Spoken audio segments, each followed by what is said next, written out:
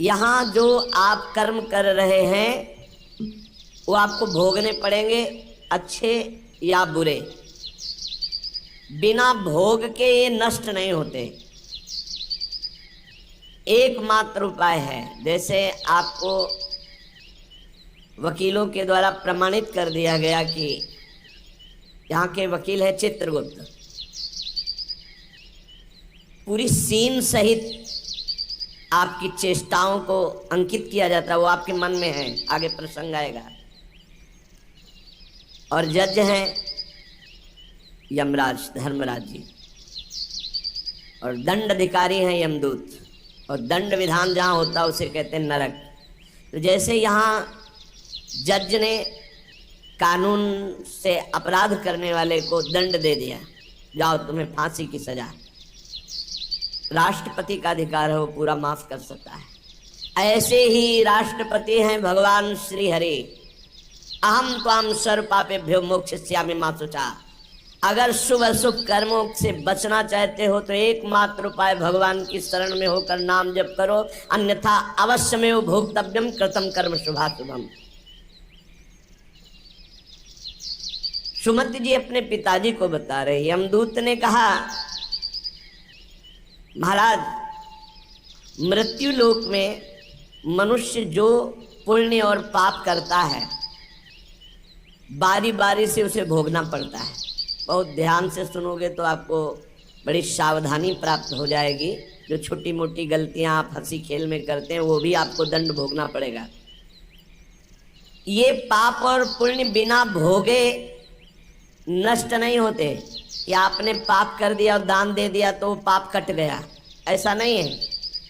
पुण्य का अलग विभाग होगा, पाप का अलग विभाग होगा। अगर काट सकते हैं तो सिर्फ भगवान काट सकते हैं, भगवान का भजन काट सकता है, दूसरा नहीं। लाखों जन्मों में जो तुमने पाप और पुण्य किया है, जो एकत्रित है, उसका नाम है संचित कर्म। संचित पाप और पुण्य, और उससे जब मनुष्य शरीर मिलता है या जो शरीर मिलता है उससे जो हिसाब निकाल करके कुछ पुण्य और कुछ पाप, उसे प्रारब्ध भोग कहते हैं। फिर यहाँ कर जो नवीन कर्म किया जाता है उसे क्रियमाण कहते हैं।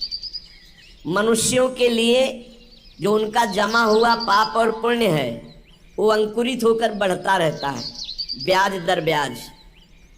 बहुत दुर्गति होती है, इसीलिए बहुत जन्म हम भोगे तो भी अपने संचित कर्म को नहीं भोग सकते। जैसे बीज मिट्टी और जल की आकांक्षा करता है तभी वो उत्तम वृक्ष रूप धारण करता है, ऐसे ही पाप और पुण्य उसे प्रेरित करके पुनः पाप करवाता है, प्रेरित करके पुण्य पुनः पुण्य करवाता है। अगर पाप कर्म में रहती है तो पाप पर पाप, पाप पर पाप, और ये एकत्रित होकर वृक्ष रूप होकर समय स्थान वो निश्चित करेगा। पाप तुम्हें कहाँ दंड देना है, समय स्थान। बुरी दशा आने के पहले बुद्धि बदली जाती है, उसकी बुद्धि बदल दी गई। आप ना आवे आप पर ताई कहाँ ले जाए, वो वहीं ले जाएगा, उसी स्थान पर मारा जाएगा, उसी स्थान पर जो दंड उसे मिलना मिलेगा। जैसे आपने छोटा पाप किया तो आपके चलते समय पैर में कांटा चुभेगा और दुख होगा। कांटा निकाला गया, थोड़ी दिन वहाँ दर्द रहा, खत्म हो गया, आपका पाप क्षय हो गया। छोटा पाप कोई, आगे बताया जाएगा कौन कौन से पाप से कैसे कैसे दंड मिलते हैं। अब अगर आपसे थोड़ा बड़ा पाप बना है तो वही पैर में लोहे की कील बनकर चुभेगा, कांटे की जगह लोहे की कील, अधिक दुख होगा। और बड़ा पाप बना है तो खजूर का कांटा, बड़ा कील, ऐसे आपके पैर में चुभ। बिना पाप कर्म के कहीं भी किसी को कोई भी दुख नहीं हो सकता। सिर में दर्द होना, आजीवन पूरे जीवन सिर का रोग हो गया कि वो दर्द ही होगा 2-4 दिन में, 10 दिन में, पाप का कारण।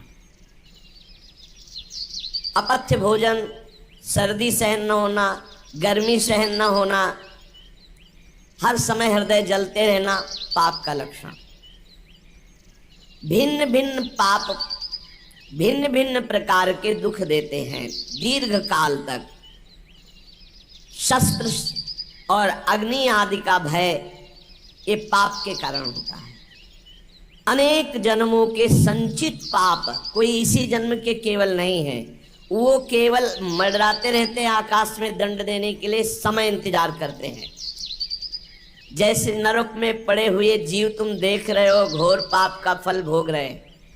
केवल दिखाया गया था नरक, जानते हो किस बात से? कल याद होगा, सुमति जी ने पानी पीने जाने वाली गौओं को वैश्य कुल में 7वें जन्म में जन्मे जब थे तो उन्होंने उनको नहीं पीने दिया। इसके अपराध से उनको नरक दिखाया गया था। तो वो यमदूतों से प्रश्न करते जाते हैं और उनका उत्तर यमदूत देते जाते हैं। ये जो तुम देख रहे हो तड़पते हुए जीवों को नरक में, महापापी लोग हैं, अपने पाप का फल भोग रहे हैं। जब कोई पुण्यात्मा होता है तो स्वर्ग लोक में जाता है, देवताओं के साथ रहता है, गंधर्व उसका गुणगान करते हैं, अप्सराओं का नाना प्रकार से सुख उठाते हैं। और जब पुण्य भोग क्षीण हो जाता है तो फिर यहाँ आकर के मनुष्य लोक में अपने कर्मानुसार जन्म लेते हैं।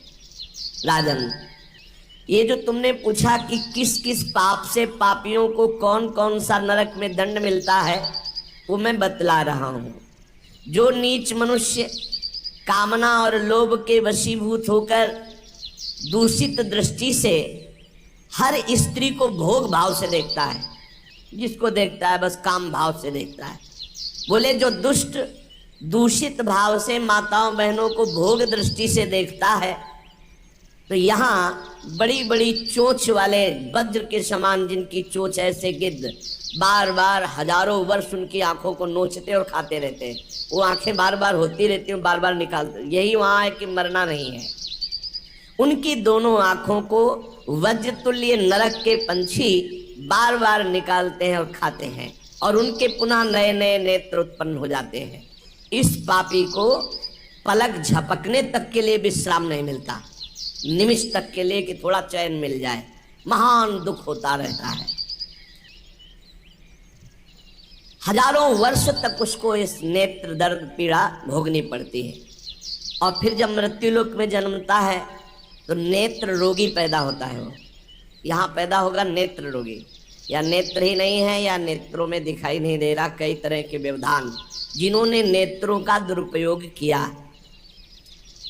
अब जिन लोगों ने, जिनको तुम देख रहे हो इनकी जबान काटी जाती, बार बार जबान नोची जाती है, ये वह लोग हैं जो शास्त्र का गलत उपदेश किए हैं, गलत अर्थ किए हैं, अपनी वासना की पूर्ति के लिए शास्त्र का गलत प्रयोग किए हैं, जो किसी को गलत सलाह दी है।